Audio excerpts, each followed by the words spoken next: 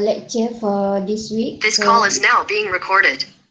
So basically, I think you have another 1 week for group project submission. And for your information, we will end our lecture topic by end of this month, and then start a new year, first week of January. For 2 weeks, we will start for your group presentation. Okay, so by the time you submit your group project next week, you can start prepare for your group presentation pula. Alright, so I will arrange a schedule for group presentation, and I hope that by each of group members you have to sit for the presentation. Even though for one group only 2 or 3 people, students will present, but the whole group must be in class during presentation. Okay, so I will arrange your presentation, group presentation during lecture and tutorial class. Okay, so nanti saya akan buatkan schedule. Jadi please first come first serve, siapa yang you book dulu slot mana for your presentation. Because kita ada lebih kurang 15 group, saya kena rearrange, and then each group will I give you 15 minutes, okay, for your presentation secara online. Jadi I will give you link. So kalau lecture, masa kelas lecture semua orang kena attend lah. Right, kalau during tutorial tu, kelas yang tutorial tu saja attend, plus dengan ahli kumpulan dia yang present tu. Okay, jadi the presentation tu akan start on early of January. Right? So today we are going to discuss further. I think this week punya topic is quite interesting, which dia lebih kepada what we call it a career in travel and tourism industry. Okay, I think all of you are in hospitality and wellness, so I'm not sure whether you are familiar or not with the term ataupun the career as a tourist guide. You pernah dengar ke kerjaya sebagai pemandu pelancong? Pernah dengar? Pernah. Pernah dengar Pernah. Cuma tahu detail related to this career? Tak sangat. Alright. So basically we are going to discuss detail on what is actually the tourist guide punya career in travel and tourism industry. Okay.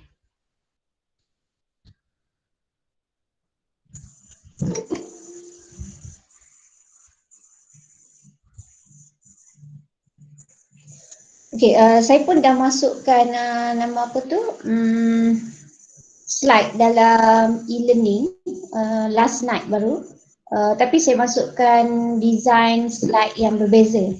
Jadi hari ni saya gunakan, konten dia lebih kurang, cuma dia punya slide saja berbeza.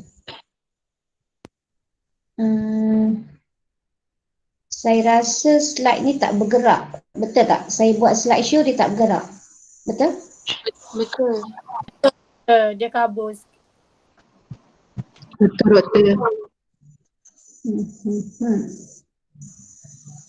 So I think dia tak boleh guna share screen. Jadi saya kena share slide lah.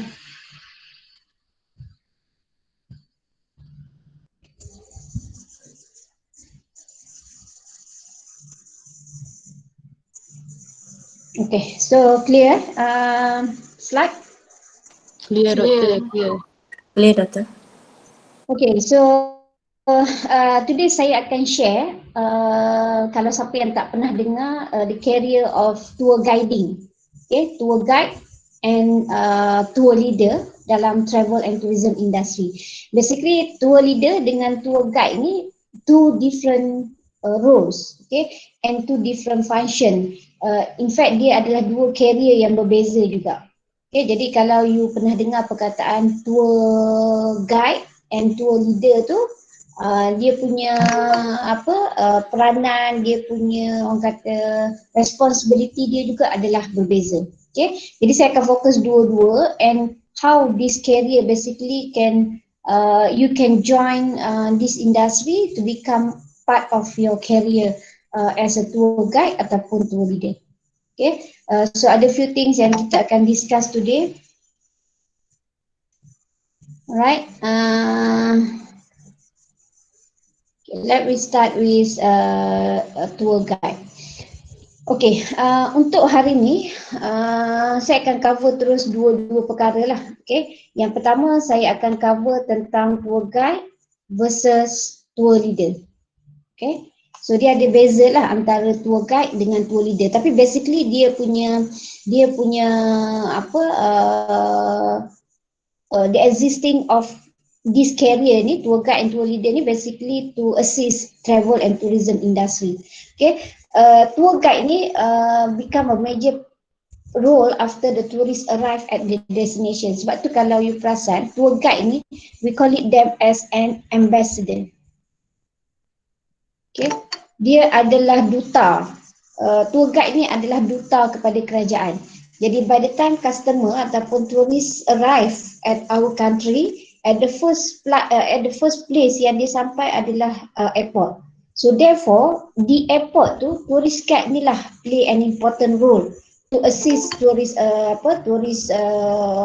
from other country especially untuk mengenali Malaysia dengan lebih dekat. Right? So tour guiding is done by tourist guide, and tourist guide is the individual who spend maximum time with the tourist at tourist attraction doing sightseeing. So maksudnya dia ni macam ketua lah tour guide ni. Okay, dia akan bawa turis international tourist ni dan dia akan bersama dengan turis ni for the whole session. Kalau there will be instructed for one day for example, so dia akan bersama dengan turis for the whole day. Okay, kalau half day, kalau 3 days, 3 days. Okay, depend on the assignment given to them as a tour guide. Tourist guide create image about the country, and that's why they consider as an ambassador of the country. Okay, maksudnya ambassador ni duta lah, dia lah baik ke buruknya tentang culture, kita punya behavior, attitude local community di Malaysia ni adalah bergantung kepada how tourist guide to behave. Okay, therefore untuk you jadi tourist guide ni dia ada beberapa cabaran dia ada beberapa prosedur that you have to follow before you can be a professional tourist guide. Okay, alright, sekarang ni saya akan touch on tourist guide dulu. And then nanti saya akan discuss juga on tour leader punya peranan. Okay, so we start with the tourist guide. Okay, tourist guide ni a person who guide visitors in the language of their choice and interpret the culture and heritage, natural heritage of an area which person normally possess an area specific qualification. That's why kalau you perasan bila dia tourist guide ni act as an ambassador, so dia akan speak based on the language. Kalau lah turis tu adalah daripada Japan, so dia akan speak Japanese punya language. Kalau China dia akan speak Mandarin lah basically. Tapi kalau you fluent in other language, especially on for Chinese tourist ni, Hokkien ke for example, is an advantage for you, is a value added for you untuk you generate income lebih banyak from the other language. For your information, tourist guide dia dibayar based on the language yang you daftar. Contohnya kalau you daftar bahasa Melayu, you punya average pendapatan you hanya among 100 ke 150 ringgit per assignment. Okay, maksudnya kalau one day trip ataupun half day trip tu dia akan bayar you 100 ke 150 tugasan tu.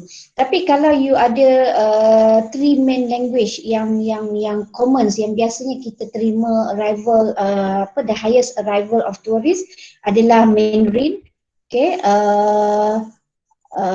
nama apa tu, Japanese, dan lagi satu adalah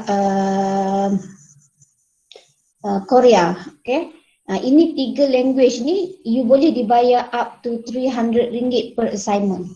Okay. Tapi kalau you ada language lain, contohnya Spain, okay, Arabic, yang ni dia boleh pergi sehingga RM700 per assignment. Okay. So therefore, kalau tourist guide ni dia bergantung kepada language yang you daftarkan. Jadi that's why kalau you sekarang ni in UMK, you memang dah fluent. Kalau macam Chinese, you memang dah fluent Mandarin, you can register for Mandarin. Tapi kalau you ada in another additional language, Spain contohnya, Japanese contohnya, you can register for another language as well. Jadi bila you register tu, at least you ada 2 or 3 language that you can serve and you can get that assignment according to your language. Okay. So ini adalah peranan tourist guide, sebab bila dia ada sesetengah turis, when they arrive in our country, they are most preferable in their language. Okay, dia tak suka another language, especially English. That's why from tourist arrival from Japan, Korea, Chinese contohnya, even from Arab Saudi, negara-negara Timur Tengah, then they are prefer for their own language. Therefore, bila dia datang sini, tourist guide that register for that particular language, dia akan dapat banyak job instead of you daftar bahasa Melayu ataupun bahasa Inggeris. Alright? So ini scenario of tourist guide. So basically untuk tourist guide, definition of tourist guide ni dia bergantung kepada, dia tertakluk kepada undang-undang ni, Akta Industri Pelancongan 1992. Okay. So last week ke yang kita belajar tentang setting up travel agency kan, kita pun touch on undang-undang Akta Industri Pelancongan. So dalam Akta Industri Pelancongan ni, dia mentions that all the services ataupun the businesses related to travel and tourist industry, you must be aware or registered under Akta Industri Pelancongan. Same goes to tourist guide. So bila you register as a tourist guide ni basically tertakluk kepada Akta Industri Pelancongan 1992. Okay, that's why dia panggil kat sini pemandu pelancong, orang yang memberikan perkhidmatan kepada pelancong dengan memandu mereka demi bayaran apabila melancong. Itu definition daripada Akta Industri Pelancongan. Pemandu pelancong pula perlu berlesen. That's why dia panggil certified tourist guide. Orang yang dilesenkan di bawah subsection 24/1 untuk bertindak sebagai seorang pemandu pelancong. So lepas ni saya akan tunjukkan bagaimana peranan tourist guide ni memang dia besar dan that's why dia diangkat sebagai ambassador. Okay, role of tourist guide ni dia adalah seems like dia pergi holiday lah, dia pergi melawat tempat-tempat, dia memberikan maklumat ataupun information berkaitan dengan negara kita. Kalau dia bawa city tour, melancong ke Bandar Kota Baru contohnya, so dia kena expert, dia kena knowledgeable in term of the whole tourist attraction di Kota Baru. In fact, dia kena tahu tentang the history of each of the particular tourist places di Kota Baru. Contohnya tempat makan mana yang best, museum berapa banyak yang ada, how many tourist attraction available di Kota Baru contohnya. So itulah peranan-peranan tourist guide. So dia ni adalah storyteller. Okay, storyteller kepada turis apabila dia datang. Macam kita lah, bila kita go to any country, the first one that we are looking for is the information related to that particular places. Sama juga bila turis tu datang ke negara kita. Okay, setakat tu semua okay, clear suara saya sebab dekat sini hujan lebat. Saya takut you tak. Okay, Doktor. Okay, alright. So for your information, tourist guide ni dia ada 2 jenis. Okay. So yang pertama dia panggil city tour guide, yang kedua dia panggil nature tour guide. Okay. City tour guide ni dia hanya memandu pelancong di bandar-bandar besar saja. Okay. Bandar-bandar lah, maksudnya bandar Kota Baru ke, KL ke, Kuantan ke, Jerantut ke, Goh Musang ke, tak kisahlah, tapi di bandar-bandar yang mana pelancong tu akan pergi. Okay. Kalau nature pula dipanggil pemandu pelancong alam semula jadi. Right? So apa beza dua pemandu pelancong ni? Dua-dua ni dia panggil pemandu pelancong. Tapi yang saya nak highlight detail adalah tentang city tour guide. Okay, to city tour guide ni dia boleh memandu pelancong di semua city di seluruh Malaysia, kecuali apabila you berdaftar sebagai tourist guide di Semenanjung Malaysia, you tak boleh jadi pemandu pelancong di Sabah dan Sarawak. Itu syarat dia. Okay, jadi kalaulah you ni orang Sabah, orang Sarawak, you daftar pemandu pelancong di Sabah dan Sarawak, maka you hanya boleh jadi pemandu pelancong di negeri you sahaja. Tapi kalau you daftar pemandu pelancong di Semenanjung, tak kisahlah di KL ke, di Melaka ke, di Kota Baru ke, you daftar, you masih boleh menjalankan tugas pemandu pelancong di semua bandar-bandar di Semenanjung Malaysia. Okay, tapi tidak termasuk Sabah dan Sarawak sahaja. Okay, itu dia punya syarat utama dia. Sekejap, saya rasa saya kena pakai headphone lah sebab terlalu kuat. Okay, doktor.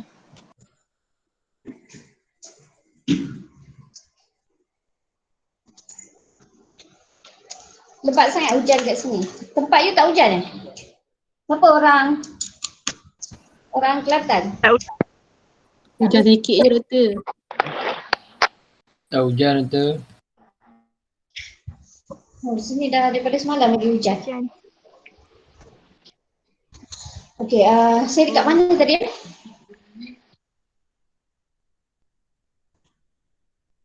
Saya dekat City Tour Guide, betul? Betul doktor. Okey. So, maksudnya bila you daftar saja di Semenanjung Malaysia, you boleh jadi tourist guide di semua city di Semenanjung Malaysia. Okay. Ada beberapa prosedur yang you kena follow untuk you nak dapatkan license tour guide ni. Right? Sebab lesen untuk tourist guide ni, okay, dia adalah di bawah MOTAC, Ministry of Tourism, Art and Culture. Kalau city tour guide. Kalau nature tour guide, dia punya permohonan adalah di bawah Jabatan Perhilitan. Okay, Jabatan Perhilitan. Apa kalau kita panggil Jabatan Perhilitan Negeri lah. Kalau kata nature tour guide ni, dia spesifik tau. Contohnya, bila you nak jadi nature tour guide, you kena register diri you sebagai nature tour guide di kawasan mana, di National Forest Park mana. Contohnya you nak jadi nature tour guide di Taman Negara Endau Rompin contohnya. So you daftarkan diri you sebagai tour guide ni di Jabatan Perhilitan yang berdekatan dengan Endau Rompin. Kalau you nak jadi nature tour guide di Taman Negara Jerantut contohnya, so you daftar dengan Jabatan Perhilitan di Jerantut. Jadi nature tour guide ni basically dia hanya berfokus kepada that particular area saja. Okay. Beza function tour guide dengan nature ni, tour guide dia fokus kepada all the areas dalam bandar tu. Tapi kalau nature, dia hanya fokus kepada kawasan hutan itu saja.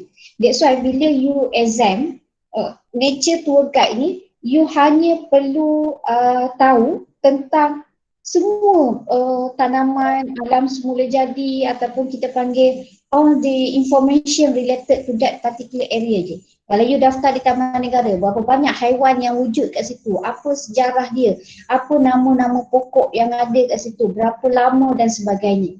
Jadi nature ni 100% bila orang datang ke Taman Negara Pahang contohnya, so you akan guide orang di Taman Negara Pahang. Kalau orang tu datang ke Endau Rompin, so orang tour guide di Endau Rompin yang akan guide turis kat situ.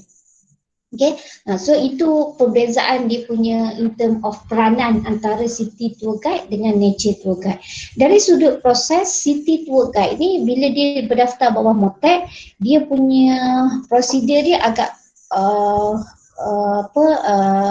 ni sikit, complicated sikit, which dia perlukan masa lebih kurang 3 hingga 5 bulan untuk you habiskan dia punya proses khusus tu. Tapi untuk nature tour guide, dia hanya perlukan 2 minggu sahaja khusus dan juga proses exam dan sebagainya. Cuma untuk you nak jadi tour guide, you kena sebelum you nak masuk untuk 2 weeks punya dia punya course dia dengan exam dia tu, you dah tahu the whole structure ataupun detail of that particular area tu sebelum you nak register yourself as a nature tour guide. Okay, sebab tu dia panggil perbezaan dia. Okay, kat sini pun dia ada tulis the duration. Kalau city tour guide 500 hours, kalau nature tour guide ni 17 bulan, 17 hari sebulan. Okay, dan dia adalah di bawah Department of Wildlife and National Park. Kalau yang ni Ministry of Tourism and Culture Malaysia. Okay, so ini perbezaan dia. Jadi kalau you rasa you berminat untuk nak jadi tourist guide contohnya, you can choose either you want to be a city tour guide ataupun nature tour guide. Okay, kalau you tengok dari sudut lesen, city tour guide dia punya lesen dia warna biru, dipanggil blue badge. Okay, dalam lesen tour guide ni dia akan bagi you 3 jenis lah. Maksudnya first kali bila you dah ambil, you baru nak daftar tu, dia akan bagi you blue S ataupun temporary badge untuk city tour guide. Apabila you dah lulus dia punya exam dan sebagainya, you dah boleh bertindak sebagai tour guide. So semasa proses permulaan ni, dia akan bagi you trial 2 years untuk you pegang license sebagai tour guide. Dia punya proses dia tu macam you ambil lesen kereta lah. So bila you dah belajar, dia akan bagi you lesen L. Lepas you dapat lesen lulus lesen L, dia akan bagi you lesen P. P you akan trial 2 tahun, betul? So kalau you kena saman ke, kalau you kena accident dan sebagainya, dia boleh tarik balik you punya lesen. Sama juga dengan tourist guide. Okay, jadi dalam masa 2 tahun tu, dia adalah trial punya session. Jadi bila trial ni, you kena betul-betul perform lah. You kena take all the assignment, you kena perform dan you kena buktikan that you are applicable untuk run as a tour guide punya career. Okay, so bila you dah lulus untuk 2 tahun tu, barulah dia akan bagi you permanent license as a tour guide. But basically untuk city tour guide ni, you ada assignment every year yang you kena follow. Contohnya each month tu, setiap bulan you have to take at least 2 or 3 assignment, for example. That's why kalau orang yang buat tour guide ni as a part time, dia akan buat dalam, contoh macam saya ada permanent career, so saya jadikan tour guide sebagai part time. Jadi during weekend, for example, ada group daripada China datang ke Kota Baru. So saya boleh ambil that assignment lah. Maksudnya saya boleh pick up tourist from airport, hantar dia ke hotel perdana, for example. And then daripada hotel perdana tu, saya akan bawa dia untuk city tour di Kota Baru. Jadi daripada airport, bawa dia ke hotel, itu dah dikira sebagai satu assignment. Dan company akan bayar saya 100 ke 150 ringgit. Depends on the language yang saya daftar. Kalau selepas tu bila saya nak buat city tour guide pula di sekitar Bandar Kota Baru tu, either half day or 1 day, company akan bayar saya another charge pula untuk that assignment. Jadi on that day tu saya dah ada 2 assignment yang saya buat untuk that particular month. Okay, jadi untuk city tour guide ni, lesen you ni bukan lesen yang permanent sampai mati you boleh pegang, tak. Apabila sampai satu masa you tidak aktif, you tidak perform, you tidak terima any assignment, MOTAC akan secara automatik terminate you punya license. Okay, dia bukan macam lesen kereta lah. Lesen kereta ni bila you tak renew, you habis, you boleh pergi dan renew balik. Tapi untuk city tour guide ni, every year you kena renew. Tapi in order for you untuk renew tu, you kena perform dulu. You kena buat beberapa assignment sehinggalah you achieve all the KPI yang diperlukan oleh MOTAC, barulah dia akan bagi you untuk renew your license. Okay. Untuk nature tour guide, dia ada 2, dia panggil green badge. Okay, green badge ni maksudnya untuk nature lah. Jadi untuk green badge ni dia ada level 2 dengan level 3. Jadi the first stage ni you akan dapat level 2 untuk tengok you perform, and then lepas pada tu you akan upgrade yourself dan barulah you join untuk level 3. Okay, jadi ini badge dia panggil, license dia akan bagi you dalam bentuk card ni, which card ni you akan pakai during your you perform your punya assignment. Okay, so ini perbezaan antara city tour guide dengan nature tour guide. Alright. Okay, kalau you tengok dekat nature tour guide ni, dekat sini ni, bawah ni, kat sini pun dia dah tulis ni tau. Negeri mana, kawasan mana yang you ambil. Okay, macam contoh ni sini dia tulis Selangor, Negeri Sembilan, Melaka, aktiviti alam semula jadi setempat. Jadi you hanya boleh cover hutan-hutan yang ada di Selangor, Negeri Sembilan dan Melaka sahaja untuk city untuk nature tour guide ni. Jadi kalau you masuk ke kawasan Pahang tak boleh lah, salah lah. You boleh diambil tindakan kerana melanggar kawasan yang diperlesenkan kepada you as a tour guide. Okay, so ini pentingnya untuk you faham the concept or the rules as a tour guide. Okay, either city tour guide ataupun nature tour guide. Right? Okay, yang ini tadi saya tunjuk prosedur untuk jadi tour guide di bawah MOTAC, city tour guide. Okay, city tour guide ni dia proses dia adalah you akan ambil kelas untuk 500 hours, okay, 500 jam. Dia akan ambil lebih kurang berapa bulan lah, depends on training provider yang provide you punya certificate tu. And then you kena ambil exam by MOTAC. Lulus exam MOTAC, basically you akan register di bawah Malaysian Bumiputra Tourist Guide. Okay, for your information, untuk tourist guide di bawah MOTAC ni, basically dia punya, you dapat 2 in 1 basically. Satu, you akan dapat lesen. MOTAC ni akan bagi you lesen sebagai tourist guide. Tapi you juga dapat SKM tahap 3 bawah JPK, Jabatan Pembangunan Kemahiran. SKM tahap 3 ni di bawah khusus tour guide. Okay, so bila you dah dapat lesen, automatic you akan dapat SKM tahap 3. Jadi SKM tahap 3 you akan fulfill dia punya prosedur SKM, dan selepas habis SKM tu you akan sit for MOTAC punya exam untuk 2 paper. Paper 1 objektif, paper 2 adalah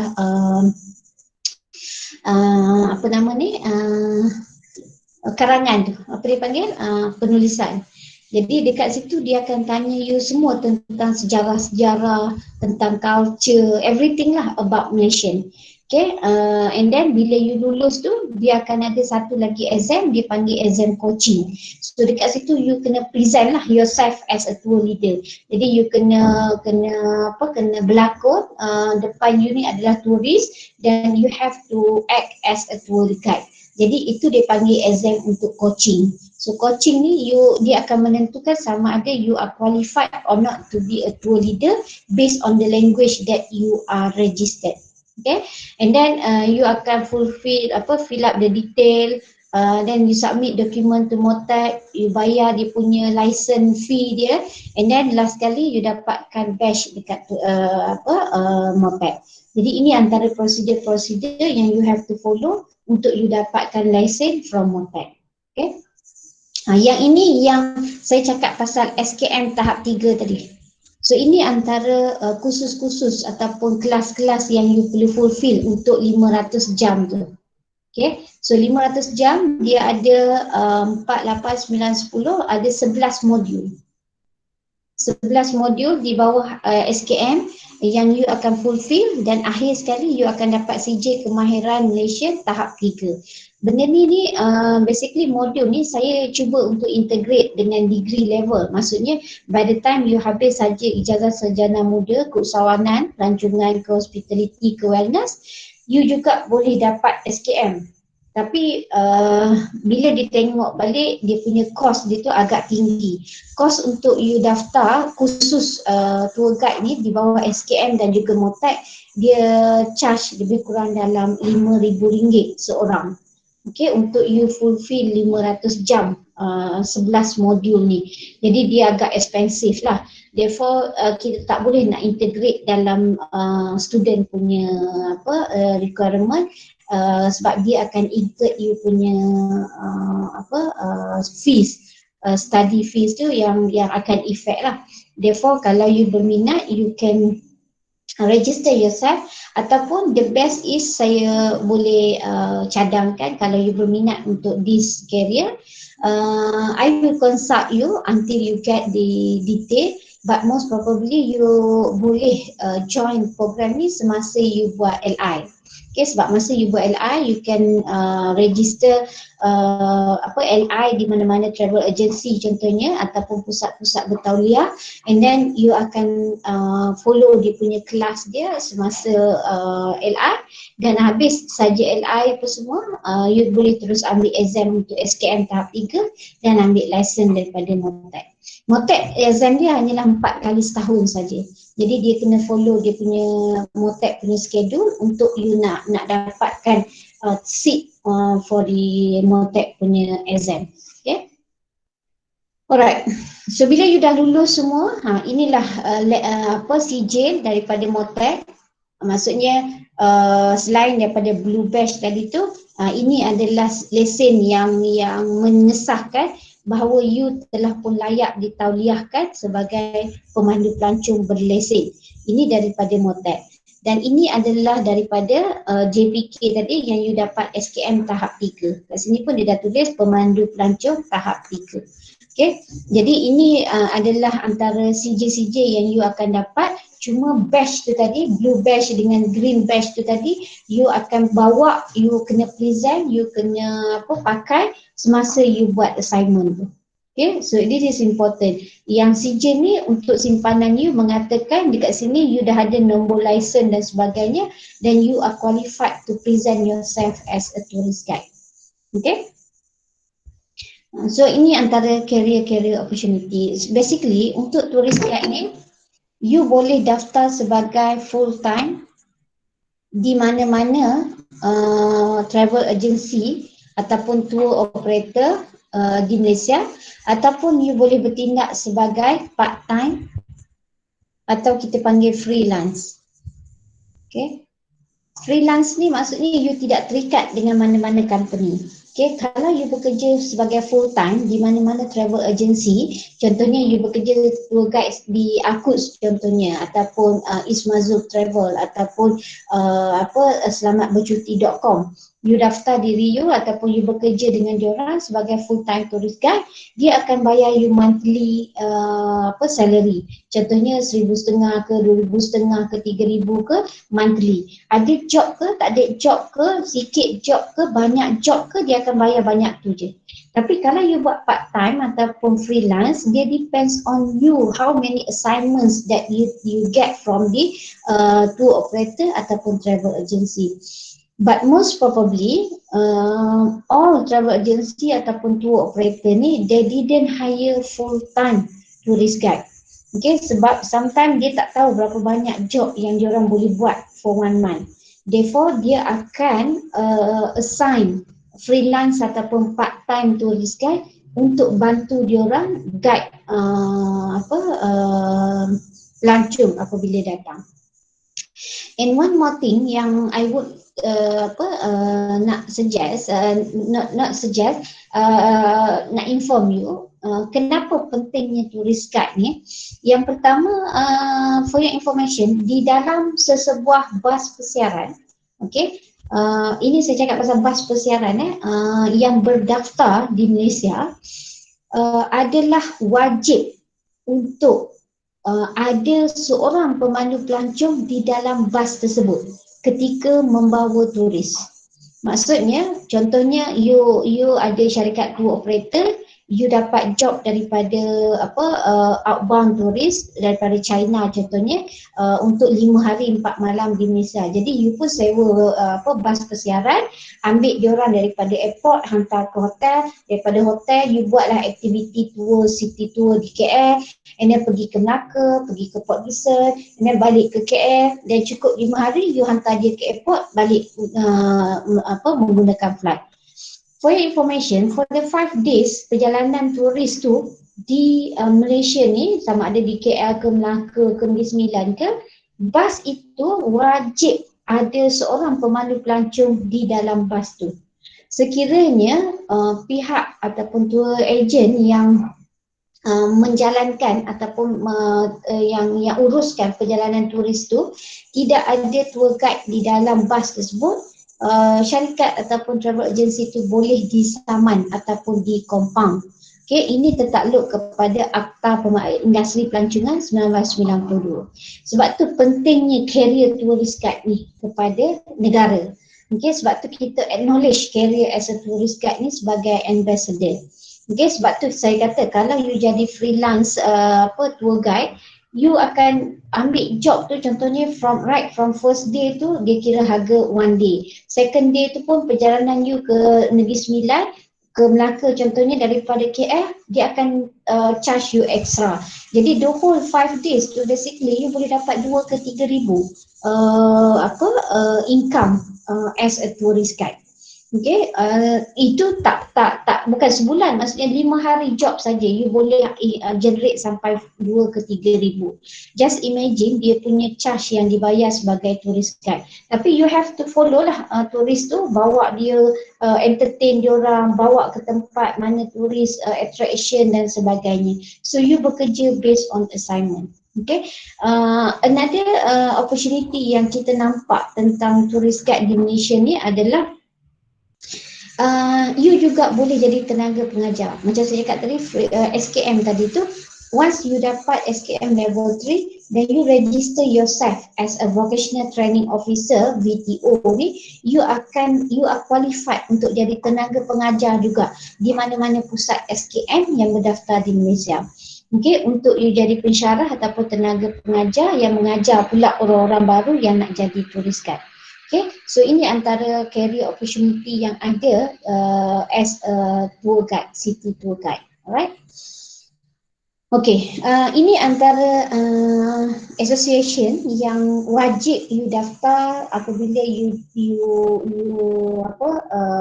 qualified to be a tourist guide. Okay, contohnya macam sekarang ni Malaysian Bumiputra Tourist Guide Association. Ini persatuan yang besar di Malaysia lah. Tapi bila you daftar contohnya tourist guide di Kelantan, you kena pula jadi persatuan pemandu pelancong negeri Kelantan pula. So setiap negeri tu dia ada persatuan dia sendiri. Jadi kenapa you perlu daftar sebagai persatuan ni? Sebab daripada persatuan ni lah tour agent, tour operator ataupun travel agent akan dapatkan nama-nama freelance tourist guide. Jadi dia akan contact persatuan untuk dapatkan detail tentang siapa tourist guide yang jadi freelance. So daripada situ you akan dapat job and you akan buat connection dengan tourist guide yang ada di seluruh Malaysia dan juga travel agency dan tour operator yang menjalankan perniagaan melibatkan tourist guide punya career. Okay. But basically nanti dalam beberapa dalam isu kita akan discuss juga dalam next week punya topik tentang current issue. So ialah saya faham mungkin ada orang akan tanya with the issues of pandemic right now. Okay, banyak syarikat travel agency pun collapse. Okay, business diorang shut down. In fact banyak isu-isu yang berlaku di kalangan tour operators dan travel agency. In fact bila pelancong tak ada, ramai tourist guide terkesan. Okay, especially yang buat secara freelance. Sebab bila dia orang buat secara freelance, dia punya income 100% based on job assignment given by tour operator ataupun tourist guide. But bila outbound kita disekat, maksudnya turis tak boleh masuk ke Malaysia, tour guide tak boleh menjalankan perniagaan dia. Okay, itu satu isu besar yang berlaku sekarang dan isu ni juga sedang ditangani. That's why government sekarang cuba untuk pulihkan industri pelancongan yang kita kata agak kritikal sekarang hanya dengan melalui domestic tourism. Okay, but basically tour guide ni dia tidak fokus kepada domestic tourism because domestic tourism ni jarang ada orang buat dia based on group package kecuali rombongan-rombongan kampung dan sebagainya. That one dia tak consider sebagai tour guide punya function. Therefore tour guide sekarang ni banyak ataupun dia orang terpaksa menjalankan kerja-kerja lain untuk mendapatkan income dia sendiri. Isu yang kedua melibatkan nama tour guide ni sekarang adalah berkenaan dengan teknologi. Okay, so kalau you tengok the existing of the technology nowadays, okay, dengan IR 4.0, dengan IoT, dengan social media dan sebagainya, okay, you rasa career tourist guide ni still relevant ataupun tak? Okay, sebab nowadays people go for backpackers, people go for solo travel, people go for kita panggil free independent travelers. So what is the function of tour guide basically? Apa lagi yang tourist guide boleh buat kalau keadaan ataupun kita panggil a new norm, a new technology ni, the existing of the technology ni, dia dah remove the function of tour guide. Contohnya macam bila you datang Malaysia sekarang, you dah tak go for group package. Okay, you still cari maklumat you sendiri, you booking hotel sendiri. You don't rely on the function of tour operator and tour guide. So dekat mana tourist guide ni nak cari makan? Betul tak?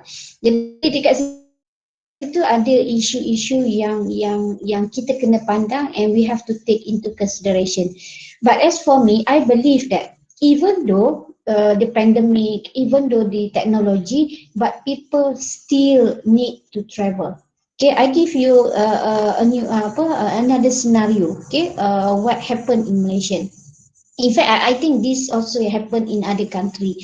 Okay, when we talk about tourist guide, normally senior citizen, okay, orang-orang yang berumur, senior citizen, parents dan sebagainya, these groups adalah among the travellers who are still dependent on the travel agency and tour operator.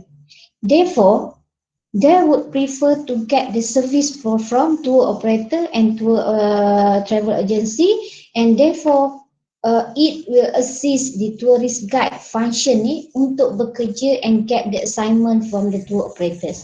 Okay, because senior citizen ni they don't have that capacity ataupun they are not effort to find the information, nak arrange their own travelling, nak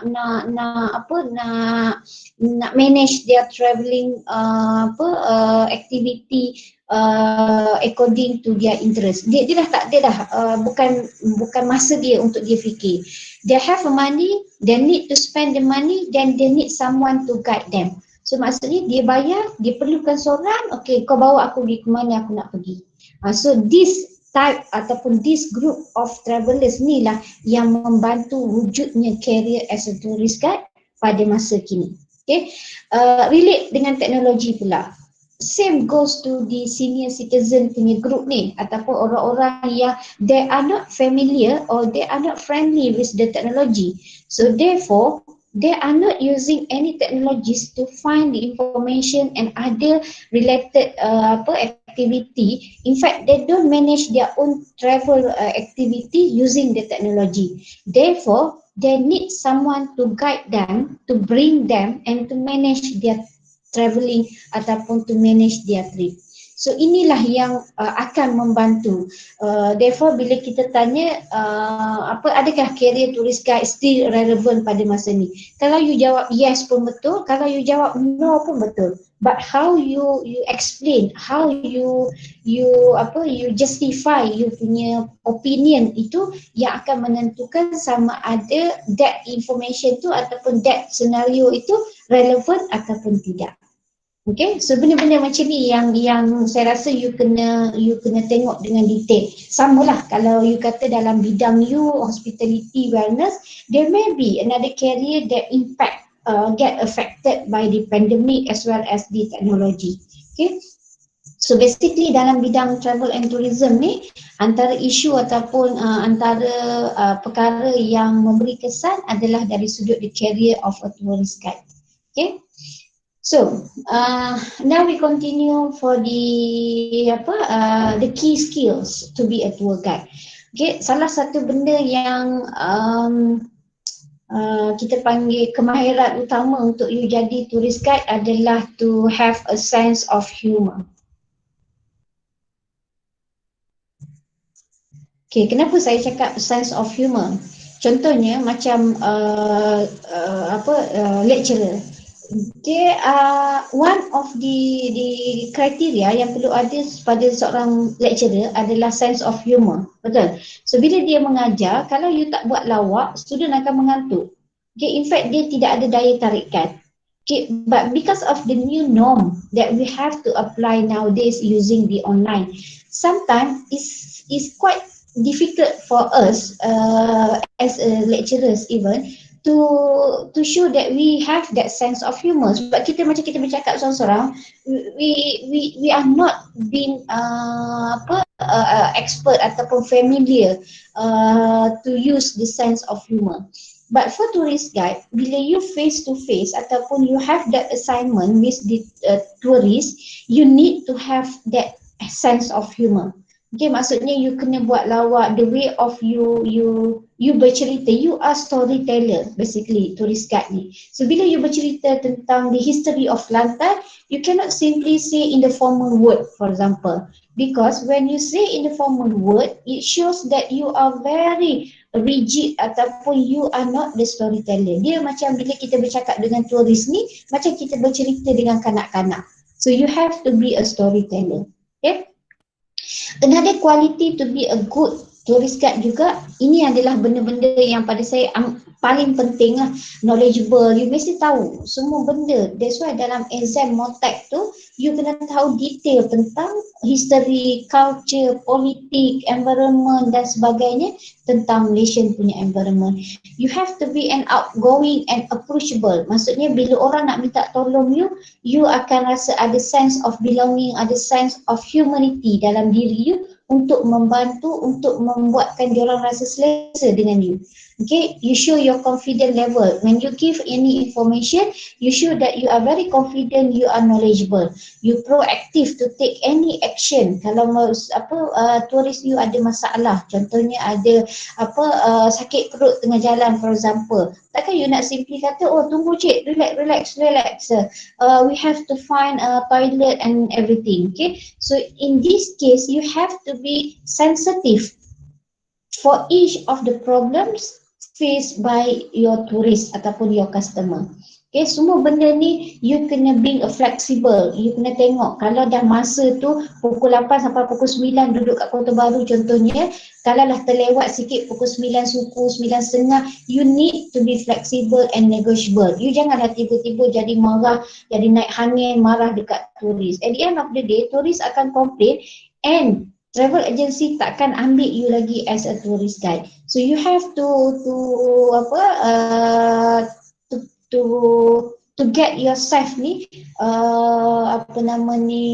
comfortable with tourists, in fact with the travel agency. Sebab turis ni dia ada hak untuk komplain kepada travel agency sebab diorang yang bayar untuk dapatkan khidmat tourist guide. Okay, masa you bekerja, you kena sincere, you kena well groom, pemakaian you, gosok gigi, bau pakai minyak wangi dan sebagainya sebab you are dealing with people. Kalau you jadi tourist guide dengan tak mandi, dengan tak gosok gigi, you bercakap dengan orang, so people feel uncomfortable with you as a tourist guide. Therefore, dia akan buat complaint and at the end of the day, dia tak akan ambil you lagi as a tourist guide. Okay? Sebab tu saya kata sense of humor pun ada and of course lah you kena ada good communication skill. Okay, good communication skill ni benda yang paling penting lah untuk you nak tengok sejauh mana you ada rasa cuba untuk menerangkan, berkongsi maklumat dan sebagainya. Okay, another main elements yang you kena faham, ini antara dia punya penerangan lah. Listen to tourist need and request, negotiating, conflict resolution. Okay, so benda-benda macam ni perlu ada dalam diri seorang tourist guide untuk you serve you punya customer, untuk you be an ambassador to our country. Kalau you baik, you orang comfortable dengan you, might most probably dia akan call you up for another trip kalau dia datang ke Malaysia. Okay, dari sudut management, tour guide cannot be shy. So kalau you rasa you ni seorang pemalu, you tak bolehlah nak jadi seorang tour guide. Sebab kalau you pemalu, macam mana you nak berdepan dengan orang? You pun buat seolah-olah gedik-gedik, another issue related to this attitude ni adalah you tak boleh nak terlalu pemalu dan you tak boleh nak terlalu garang ataupun terlalu tegas. Because by the time you become a very strict person, you being you punya customer ni ataupun turis, they are not comfortable with you, and you punya trip ni, the whole trip you ni akan jadi satu trip yang tak enjoy. Alright, so basically tour guide ni dia lah yang memainkan peranan to show that either your trip ni is enjoyable or not. Okay, because dia datang Malaysia, dia datang negara kita to enjoy, to relax, to release the stress, for example. But when the tourist guide ni play as a teachers, not a friends, then tourist akan tourist akan start rasa uncomfortable, which daripada dia datang untuk relax, untuk enjoy, now they turns to another emotional problem which they cannot adapt with the environment. Okay, and towards the end dia akan report to the agent, dan agent akan terminate you on the spot during the trip punya session. So it is important untuk you tengok dan evaluate balik dekat mana you kena perbaiki. Dan in fact masa kita buat exam pun kita bolehlah nak tipu, maksudnya kita boleh berlakon pada masa tu, tapi bila real assignment tu you cannot hide you punya bad attitude, ataupun you have to look into the behavior and you punya skill of communication ni, right? So ini another issue dari sudut, ni mungkin saya kena adjust balik slide ni, tepi ni dia tak nampak. Dari sudut emergency, health and safety. Okay, saya bagi you satu contoh, satu situasi apabila you become a tourist guide. Okay, let's say pada masa you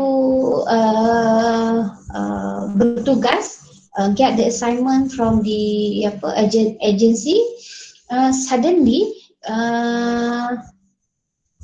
you have accidents. Okay, what happened is one of your customer ataupun one of your tourist tu has been found dead in a hotel, for example, ataupun they got a heart attack and then dia mati dalam perjalanan, dalam bas.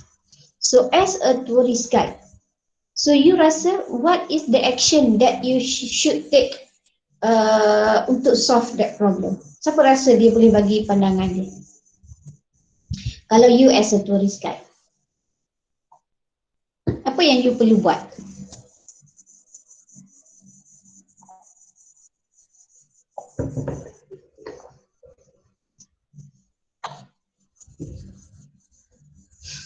Ada siapa nak try?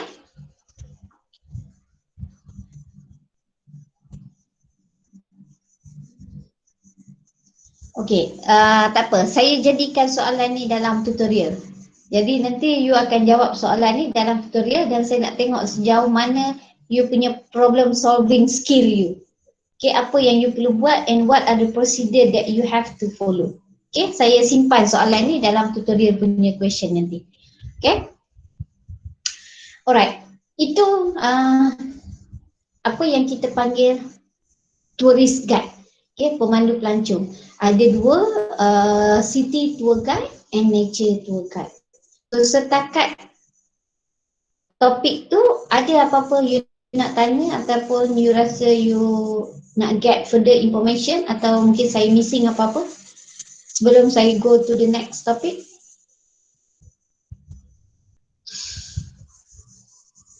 Okay, semua boleh accept? Boleh faham?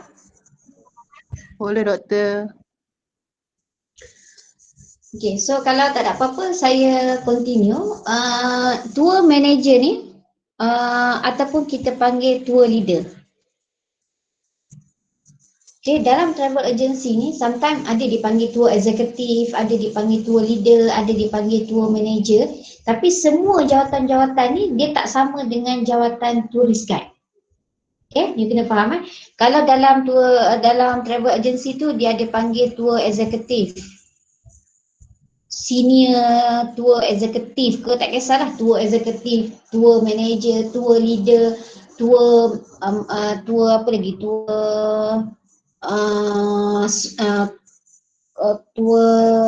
consultant ke gitulah. Saya tak ingat dia punya nama-nama tu.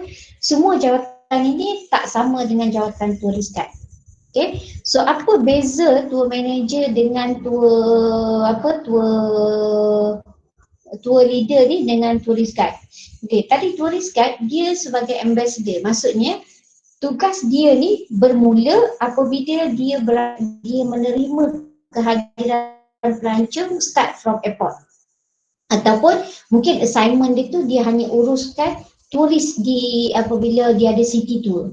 Okay, jadi tugas dia tu apabila dia berada dengan turis, dia start bagi information kepada turis, dia pastikan keselamatan turis dan sebagainya sehinggalah dia hantar balik turis tu ke airport untuk balik. Itu tugas tourist guide. Untuk tour manager ataupun tour leader ni, dia adalah orang yang menjaga atau manage itinerary program tu. Okay, jadual perjalanan turis tu. Okay, jadi saya nak tunjuk dekat you, proses dia adalah tour manager atau tour leader ni, they are belongs to travel agency ataupun tour operator.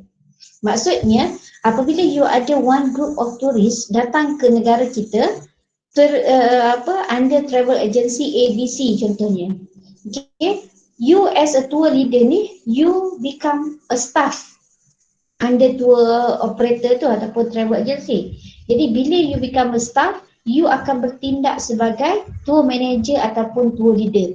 Jadi kerja you adalah untuk kira turis tu cukup ke tak setiap kali naik dan turun bas. You kena beritahu tourist guide, okay, pukul 8 kita ke mana, pukul 9 kita ke mana, berapa lama kita kena ada di situ. So you adalah assistant kepada tourist guide apabila kita membawa turis untuk berjalan dari satu tempat ke satu tempat. Tugas tour leader ataupun tour manager, you bukan deal direct dengan turis. Okay, maksudnya sekiranya turis ada apa-apa masalah, dia akan refer kepada tourist guide dulu. Jadi tourist guide ni akan berhubung dengan tour leader. Contohnya, okay, lepas ni kita nak ke mana? Okay, lepas ni apa perjalanan kita? Apa yang kita kena buat dan sebagainya? Turis ni akan berhubung dengan tour leader. Tourist guide akan berhubung dengan tour leader. Okay, so therefore tour leader ni orang yang lebih penting sebenarnya untuk menjadikan perjalanan sesuatu grup pelancong itu tersusun, kemas dan teratur. Sebab kalau you salah susun, dia bukan salah tourist guide, sebab tourist guide hanya menyampaikan maklumat lepas ni kita nak ke mana dan sebagainya. But for the sake of to design the itinerary, to manage the itinerary is the task of tour leader. Okay, so that's why rerouting dan sebagainya adalah tugas tour leader. Ini kadang-kadang dia panggil tour administrator ataupun tour director. Okay, alright. Tour guide ni ni bukan tourist guide ini maksudnya jenis-jenis guiding ni, tour ni adalah sama aja you jadi coach tour. You manage urusan perjalanan bas saja. Okay, so maksudnya the role dia involve semua benda ni lah. macam mana you nak check back orang ada ke tak ada ke, cukup ke tak ke, dekat mana nak menginap dan sebagainya. Jadi you yang akan uruskan as a tour leader. Okay. Ini jenis-jenis yang lain tu macam dengan tour director. Kadang-kadang tu dalam conference ataupun bila customer tu datang, turis tu datang for MICE, M-I-C-E, event kan. So dia pun ada tour juga, tour leader untuk menguruskan dia punya event dia sendiri. Kalau tour director ni pun kalau kata you buat group package, orang yang akan uruskan tempahan, tiket documentation di airport dan sebagainya adalah tour leader. Okay, that's why kebanyakan staff yang bekerja di travel agency di Malaysia, for example, bila you buat outbound package, basically you akan travel for free. Okay, contohnya saya bekerja di syarikat ABC Travel and Tours. ABC Travel and Tours prepare ataupun jual package 7 hari 8 malam ke Istanbul. So saya ditugaskan sebagai tour leader untuk group package ke Istanbul. Jadi saya sebagai pekerja ABC Travel and Tours, saya akan jadi tour leader untuk trip ke Istanbul tu for free. Okay, in fact saya juga dibayar duit allowance harian untuk saya bawa turis ke Istanbul. Apabila pergerakan bermula daripada KLIA sehingga sampai di airport di Istanbul, itu adalah tanggungjawab saya as a tour leader untuk menguruskan perjalanan turis. But by the time sampai saja di airport Istanbul, there are another tourist guide daripada Istanbul yang akan coach, yang akan lead this group. Okay, that's why kerja tourist guide ni hanya di negara itu saja. Sama juga kalau ada trip daripada Istanbul datang ke Malaysia, diorang akan ada tour leader dia sendiri. Jadi tour leader ni akan lead group dia tu sehingga ke KLIA saja. Apabila sampai di KLIA, tourist guide kita yang akan lead group itu. Itu dia punya proses. That's why kerja tour leader ni adalah apabila dia bergerak daripada negara dia sampai ke airport negara tersebut, dia yang bertanggungjawab. Bila sampai di negara tersebut, dia hanya deal dengan tourist guide. Dan tourist guide yang akan beritahu apa yang dia turis boleh buat, apa yang turis tak boleh buat. So daripada sudut arrangement, tour leader yang akan bantu tourist guide untuk arrange ataupun untuk tengok what is the problem or the issue that can faced by the tourist along the journey dia. Right? Itu beza antara tour leader dengan tourist guide. Okay, dari sudut tour experience ni adalah satu elemen yang penting lah, because is talk about the experience, the pengalaman tu. Apabila ada the combination of tour guide dengan environment, dengan audience, maka wujudlah the tour experience ni. Okay, kalau kita tengok one by one. The tour guide ni adalah orang yang manage. So, siapa orang yang manage tu? Sama ada you are volunteer, freelance, you contract dan sebagainya. Dan proses untuk dapatkan pengalaman mestilah ada klien. Siapa orang yang you guide tu? Kalau tak ada orang, maka dia tak panggil lah guiding experience tu. Dan environment ni kat mana tempat yang you pergi. Okay? Apabila wujudnya tempat tu, maka adalah wujudnya tiga benda ni, maka terhasillah pengalaman terhadap pengembaraan tersebut. Itu yang menjadikan tiga perkara ini penting dari sudut sama ada you bertindak sebagai tour leader ataupun you bertindak sebagai tourist guide. Right? So kita habis setakat the topic of tourist guide and the tour leader. So last topic we are going to see ataupun to discuss in detail the tour plan. Macam mana you nak rancang pengembaraan tersebut. Macam yang kita pernah discuss sebelum-sebelum ni dalam topik itinerary planning, dalam topik costing dan sebagainya, dekat situ dia tidak melibatkan tourist guide ataupun tour leader. Normally yang betul-betul handle costing, tour itinerary dan sebagainya adalah basically tour executive lah, orang yang diarahkan ataupun orang yang bertindak sebagai person in charge untuk uruskan tentang costing dan juga itinerary. So daripada situ orang yang in travel and tourism industry ni orang yang paling tinggi sometimes untuk uruskan package dipanggil tour executive. So therefore tour executive ni adalah orang yang betul-betul merancang perjalanan untuk turis tu datang ke Malaysia ataupun turis tu keluar daripada Malaysia. Okay, itu pentingnya bila you bertindak sebagai tour guide ataupun tour leader ni adalah untuk buatkan customer you ni boleh follow exactly apa yang you arrange dan apa yang you instructkan kepada customer you. Okay, you have to lead people on the tour and you have to deliver the tour. Itu yang kita panggil peranan tour guide yang involve kepada general roles and function of tour guide ataupun tour leader. Cuma beza tour guide dengan tour leader ni adalah tourist guide you kena ada license baru you boleh bertindak sebagai tourist guide. Tour leader you tak perlukan license. Okay, you hanya perlukan kerjaya you which you are being employed by any travel agency or tour operator. Itu saja untuk you jadi tour leader. Tapi kalau you nak jadi tourist guide, at the same time you kena sit for exam and you have to get the license from the MOTAC. Kalau you tanya, can someone be a tourist guide and tour leader at the same time? Yes, sure, you boleh jadi. But in this case, you are being employed by the travel agency in order to serve or to give the service to your customer.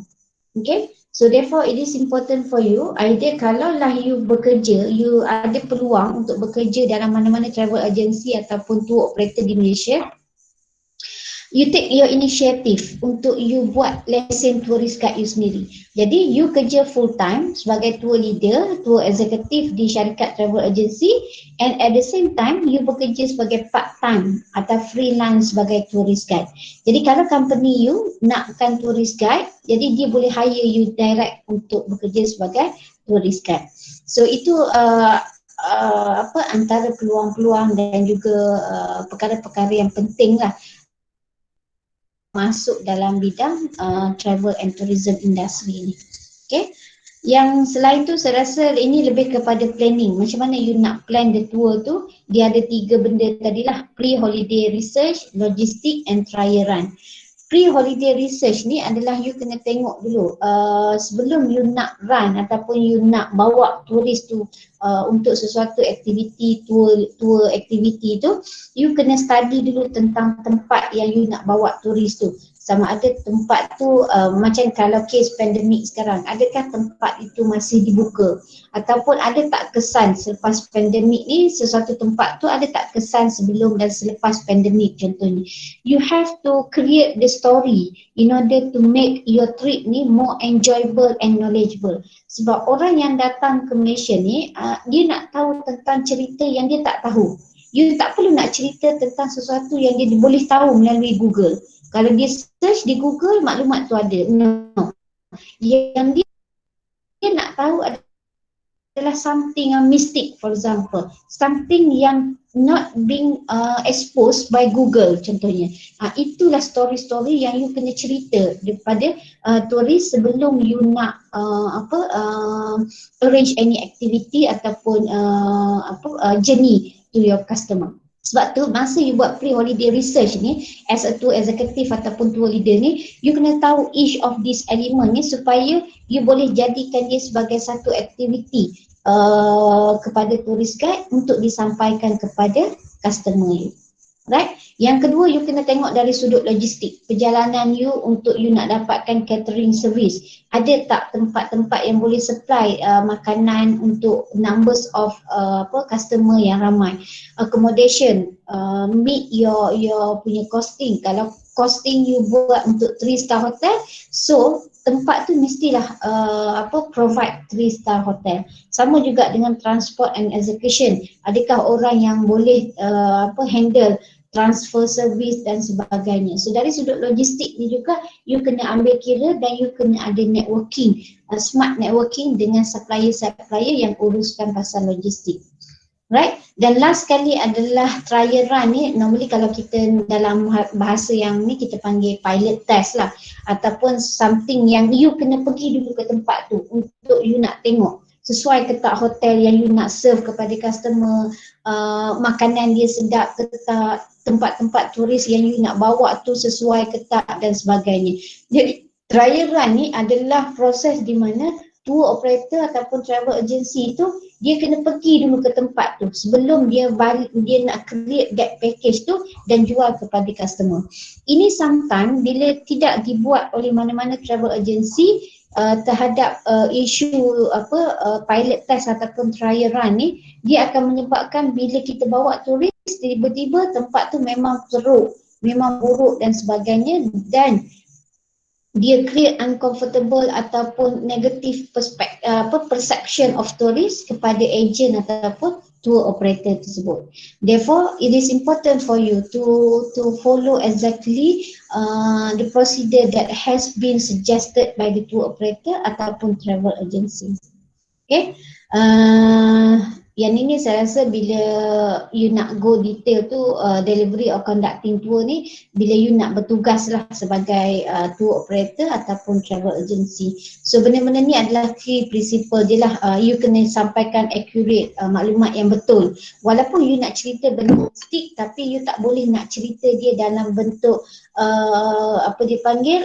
dalam bentuk yang terlalu menipu. Alright, so that information tu perlu relevan dengan tempat tu.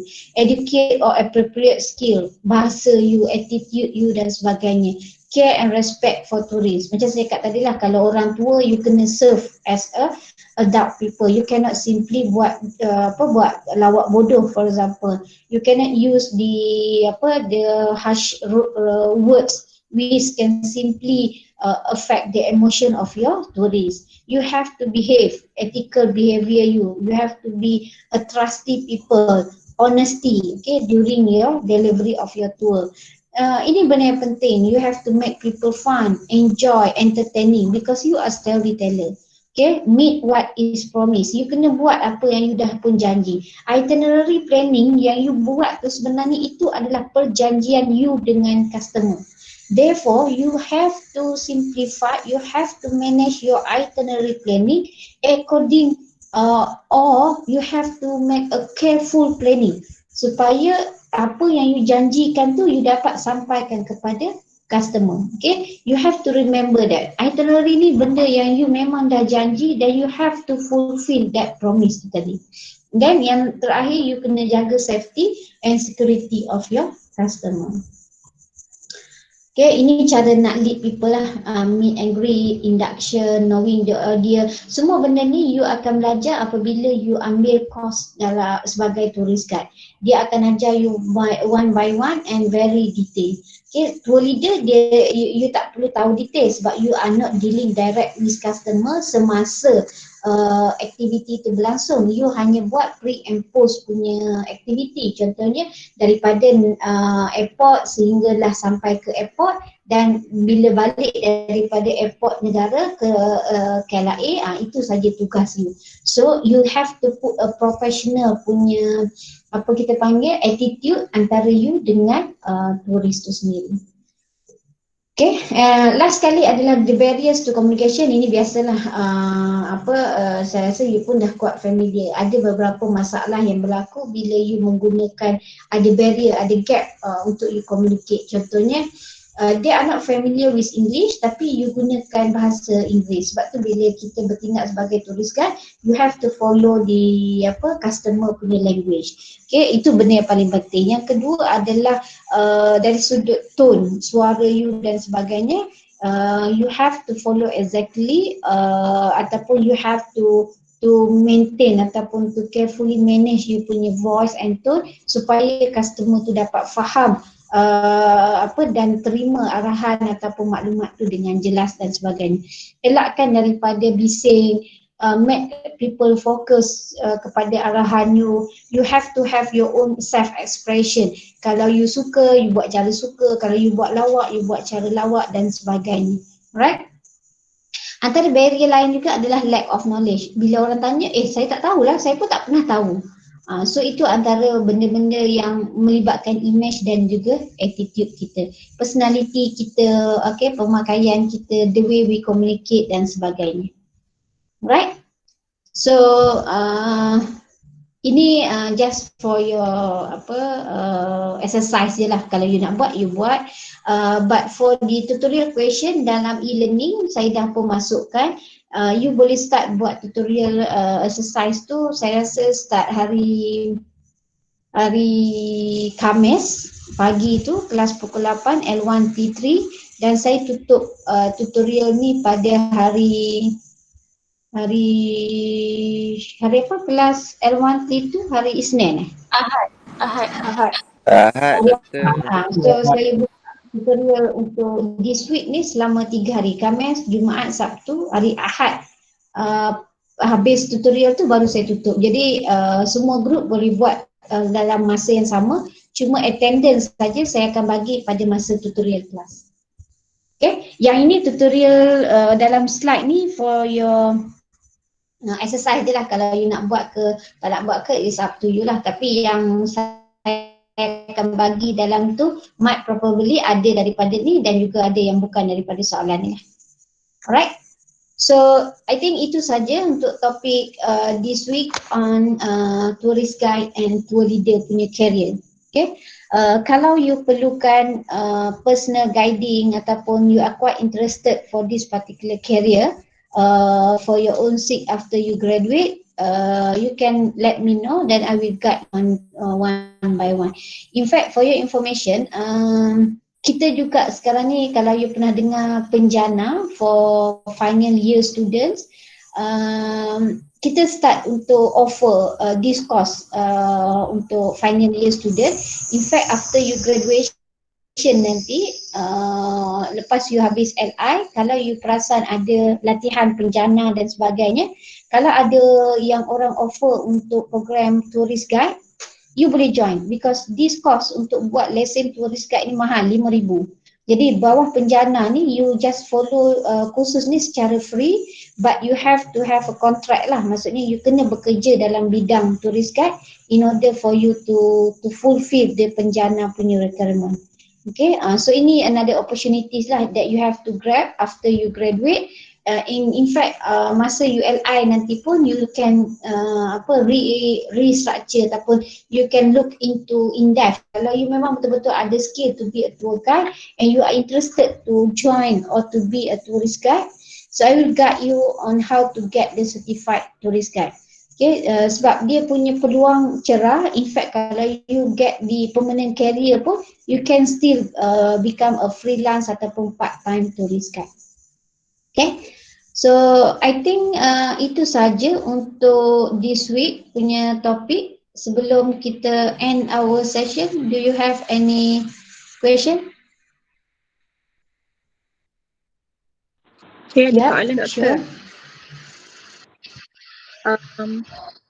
Saya buat pengiraan untuk assignment group tu. Lepas tu saya ada tengok contoh exercise yang doktor bagi dekat topik 6 sebelum ni tu. Lepas tu saya ada perasan yang doktor letak kat situ full day tour plus tour guide maximum 8 hours. Lepas tu satu lagi tour guide during tu. Apa beza dua tu? Okay. Dia pengiraan tu dia based on tour travel agency. Okay, contoh macam saya bagi adalah tourist guide full day tour tu, charge yang dikenakan oleh travel agency kepada tourist guide. Okay, contohnya macam tu lah, one day ke half day tu adalah travel agency tu kena bayar kepada tourist guide, tapi dia charge kepada customer lah. You faham kan? Jadi macam you group package you ni RM300 you kena bayar kepada tourist guide. Jadi you charge lah RM300 ni divide kepada 30 orang. Contohnya turis yang you bawa dalam group tu. Jadi you charge untuk you bayar kepada tourist guide. Another charge tu tadi city tour guide tu adalah charge you as a tour guide. Travel agency, charge you kepada travel agency, which maybe dalam cost tu you nak bayar entrance fee for example. You nak bayar cost-cost lain yang terpaksa ditanggung sepanjang tour itu berlangsung, tour aktiviti itu berlaku. Okay, so dia ada dua benda yang berbeza. Tapi dia depends, ada travel agency yang dia tak letakkan that item tu. Mungkin dia letakkan dalam management fees for example. Dia tak jadikan dia city tour guide. Tapi mungkin dia buat administration fee contohnya. Itu depend on travel agency punya term yang dia nak gunakan. Okay, maksudnya kalau saya letak yang macam tour guide during tour sahaja tu pun boleh jugalah based on package yang saya tawarkan tu lah. Yes, based on package. Kalau package you tu tak required tourist guide, tak perlulah, you tak perlulah nak letakkan charge tourist guide. Tapi kalau you punya group tu, you punya package tu required tourist guide, you masukkanlah cost tu. Dia depends. Okay, thank you doktor. Alright. Apa-apa pun bila you buat costing tu, dia depends on keperluan package you.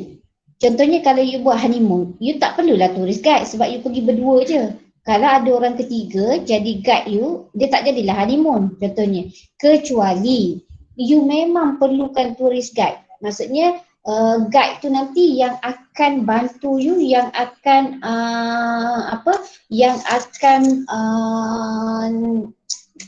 give the service to you, dan barulah you charge tourist guide tu.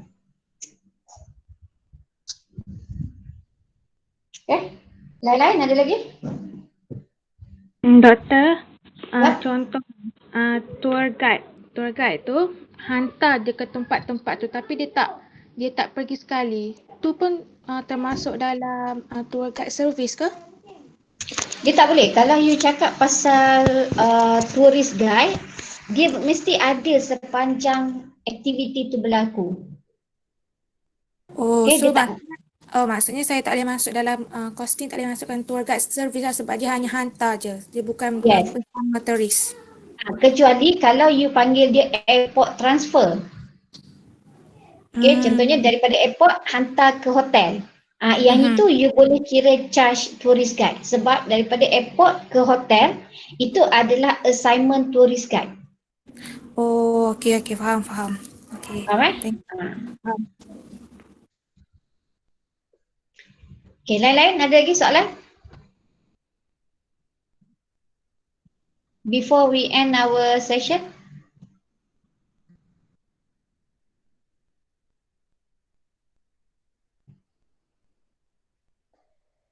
Tak ada? Semua okey? Okey doktor. Okey, so kalau tak ada apa-apa saya rasa Doktor, ya. saya nak tanya kalau macam kita orang group cruise package, kita orang kena buat aktiviti atas cruise saja ke ataupun boleh buat luar? Cruise ni depends. Sometimes kalau you perasan ada cruise contohnya daripada Penang ke nama apa tu Phuket, ke Krabi, Phuket dan balik ke Penang. So contohnya macam kalau trip cruise you yang melibatkan antara negeri ke, you can stop over dekat mana-mana area. Contohnya daripada Penang you stop dekat Krabi. Krabi itu maksudnya turis akan turun daripada cruise and then buat aktiviti city tour dan sebagainya. Dia depends on what are the package yang you provide. Kalau contohnya you buat package yang available di Penang contohnya, dia ada panggil cruise to nowhere. Okay, cruise to nowhere ni dia hanya cruise di dalam aktiviti cruise di dalam cruise saja. Maksudnya pukul 8 pagi, 8 malam you masuk cruise, you naik cruise. Cruise itu hanya berlega di dalam Pulau Pinang saja, di dalam kawasan itu saja. Jadi daripada pukul 8 malam sehingga 8 pagi esok tu, you just buat aktiviti di dalam cruise saja. Okay, itu depends on package yang you provide lah. Contoh yang lain tu kalau you pernah tengok package cruise, cruise Islamic cruise for example. You study. Islamic cruise pun dia ada aktiviti di dalam cruise dan dia ada aktiviti di luar cruise. Maksudnya dia stop over dekat mana-mana daerah, negeri dan sebagainya dan dia orang buat aktiviti di situ.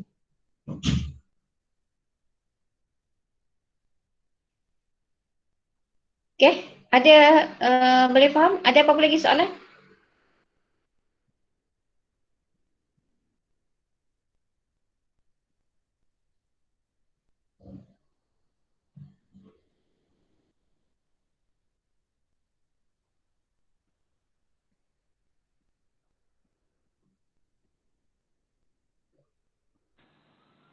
Doktor, Ya.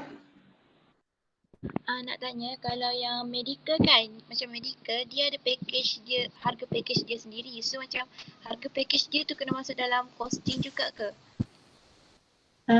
Ya. Contohnya you buat dia jadi apa medical tourism package. Contohnya menginap ataupun you have to stay dekat KPJ Medical Center contohnya. Jadi apa treatment yang dibuat? So you have to differentiate between medical tourism package, health tourism package dengan wellness tourism package. Okay, dia ada perbezaan each of the package tu tadi. Okay, jadi kalau group yang wellness akan buat package wellness, kalau group medical you akan buat package medical. Okay. Tapi kalau macam dia pergi tu, ya contoh dia pergi 3 orang. So macam mana pengiraan dia? Seorang je buat you kira lah maksudnya cost tu untuk orang yang yang dapatkan treatment. And then untuk 2 orang lagi tu you akan buat package untuk dia buat aktiviti lain. Sebab biasanya untuk medical tourism ni dia tak akan datang ramai. In fact biasanya dia akan datang seorang atau 2 orang dan sometimes dia punya package dia tu depends on dia punya penyakit. Contohnya kalau you kata okay dia buat treatment surgery muka, kulit for example. Dia terbakar, kulit dia menggelupas ke, dia ada isu ataupun masalah skincare ke dan sebagainya. Dia pergi dapatkan treatment. Jadi treatment dia tu tak ambil masa yang lama. Contohnya 2 hari, 3 hari je dia stay dekat dekat hospital and then the rest selepas dia habis treatment tu you buatlah aktiviti. Which activity tu the objective of that activity tu adalah untuk pulihkan, untuk bagi dia relax, enjoy dan release dia punya stress daripada kesakitan dia. Okay, so this is the way that you have to be a creative in designing your package. That's why saya nak tengok sejauh mana you boleh jadi kreatif untuk prepare a package according to tema-tema yang saya bagi. Okay. Thank you, Doktor. Doktor, saya nak tanya, ada certain yang package saya tengok contoh dekat internet tu, dia ada tulis tipping fee. Saya kurang jelas dengan tipping fee yang dia maksudkan tu. Adakah yang dimaksudkan tu adalah deposit? Dipanggil apa? Tipping fee. Apa tadi? Tipping. Tip. Tipping? Tipping fee. Oh tak, tipping ni adalah tip untuk orang yang angkat beg contohnya. Okay, contohnya daripada bus angkat beg naik hotel contohnya. So tipping tips ni, fee ni dibayar kepada orang yang buat ancillary services. Contohnya macam angkat beg you, contohnya macam dia buat penghantaran apa-apa dokumen dan sebagainya. Jadi you bagi tips kepada orang yang bekerja tu. Bukan deposit. Okay. Thank you, Doktor. That's why apa-apa cost yang you masukkan dalam package you ni depends on keperluan package you. Contoh macam kalau you pergi buat aktiviti buat package medical tu tadi. Of course you perlukan tipping tips contohnya sebab you nak bantu orang yang sakit tu takkan dia nak angkat beg dia sendiri. So you need to pay extra charge tu kepada orang lain untuk serve servis tu untuk angkat kursi roda dan sebagainya ke, untuk bagi servis yang terbaik kepada you punya customer you. So dia panggil tipping tips.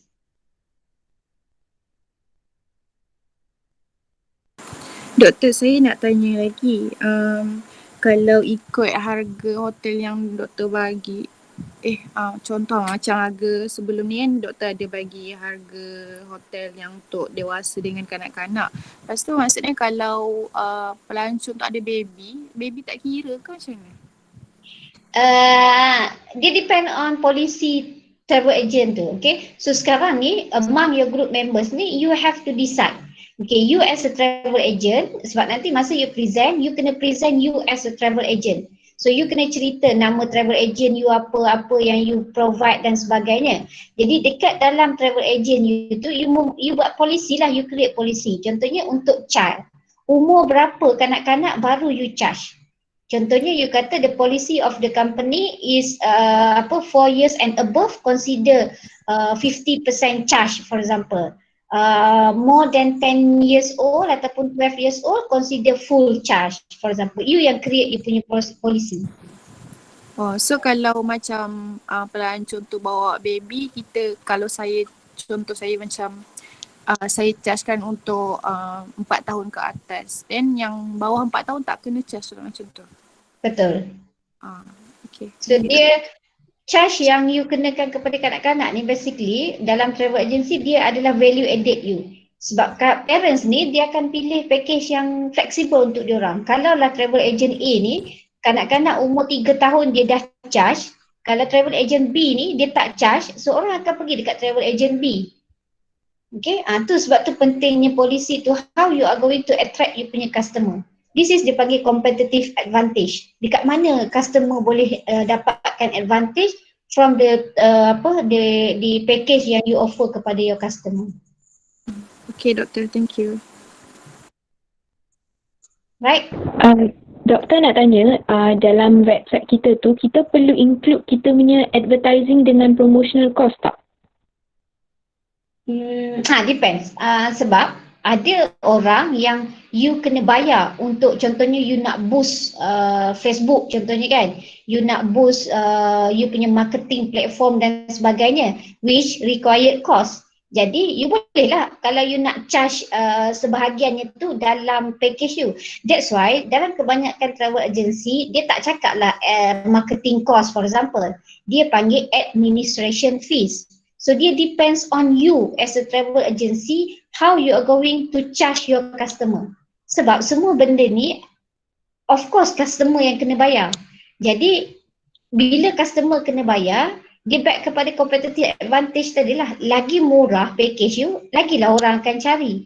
Kalau you buat contohnya lah yang paling obvious, kalau you buat package umrah 10 hari ataupun 12 hari, you charge 6,000.